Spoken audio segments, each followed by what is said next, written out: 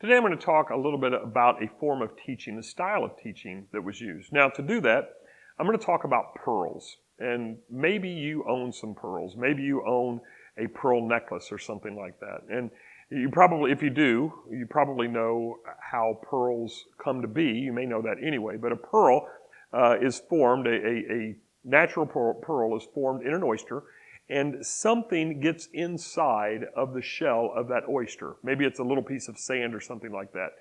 And when that happens, the oyster begins to secrete something that covers that, let's say it's a piece of sand, so that that sand does not rub and cause any kind of damage to the oyster. Well, over time, that secretion continues and it builds up, and the result of that is a pearl.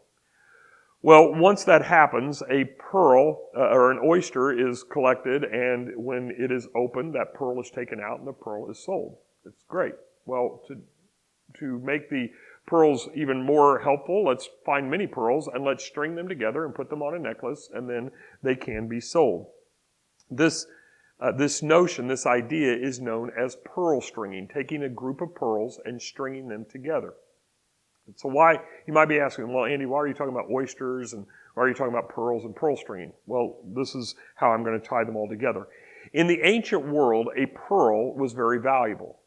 You might remember a couple of parables that Jesus told in Matthew chapter 13. One such parable was about a man who, verses 45 and 46, he sold everything that he had to go buy a pearl. In the verse just prior to that, a man found a pearl in a field, he buried it, then he went and he sold everything he had to go and buy the field. Both of those parables are about the value of the gospel and giving up everything that we have in order to claim the one thing that we need the most. And in that case, what was needed was the pearl. It was the most valuable thing that the person could have. The gospel is that for us. But the point is that the pearl, in both of those stories, because in ancient times this was very true, the pearl was very valuable. So pearl stringing is the idea of stringing many things that are valuable and putting them together collectively.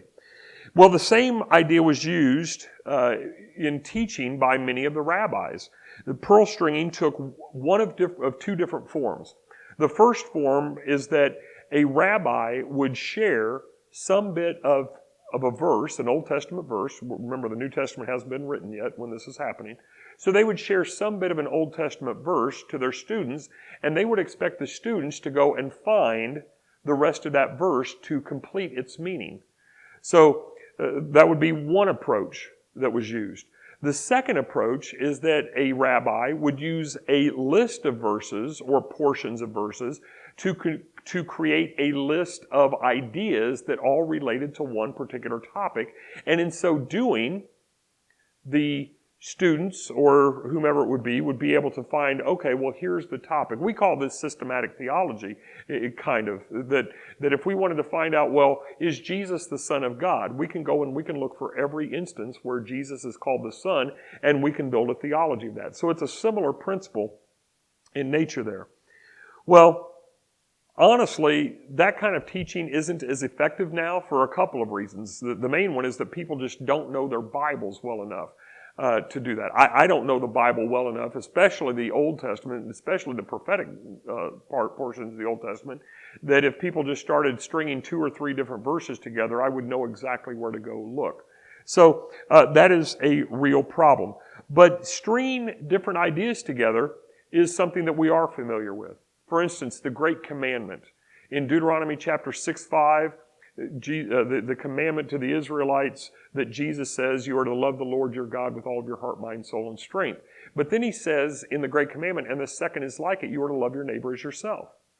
Well, that's combining Deuteronomy 6:5 with Leviticus 19:18, and that is brought together in a form of pearl stringing about love.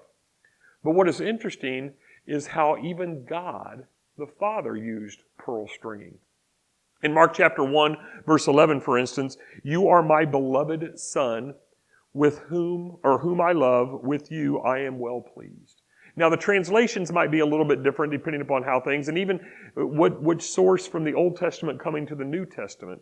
is there. And you might read Mark 1:11 and say, well, that's pretty straightforward. This is my beloved Son, whom I love, with you I'm well pleased. But understand what God was doing is He was tying the entirety of the Old Testament together from 3 different verses in these 3 phrases in pearl stringing. First, you are my beloved Son comes from Psalm 2:7. So He's bringing the poetry into it. He's bringing what's called the writings. The Hebrew called these the writings. In the second one, He brings the Torah. He brings the law into it from Genesis 22:2 when He says, whom I love. This is the story of Abraham taking Isaac up. And so you have those 2 components. And then third, He brings the prophets into it. With you I am well pleased comes from Isaiah 42:1. So again, what God the Father is saying to the Son here is not just a sentence as nice as it is. He's saying everybody who hears this, everybody who ever reads this, understand that my Son is the fulfillment of the Old Testament because I have Genesis, I have Psalms, and I have Isaiah. I have the law, I have the writings, and I have the prophets all brought together in this one statement. Well, why does this apply to us? Well, Paul does both of these. He incorporates both of these aspects of pearl stringing into this text that we've been looking at, Romans 3, verses 10 through 18.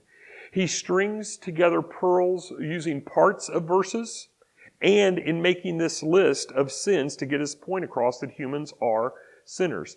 And the devout Jew would have understood both of these coming together very, very well. His approach was extremely effective. So while most people, especially in our world, you can go on and find a YouTube video, I'm sure, about how to string pearls together. But they're talking about that thing that comes from an oyster, making and repairing different necklace made out of pearls. But now you know that pearl stringing is really a great approach for teaching and is a great approach that was used even by God to make His point more clear.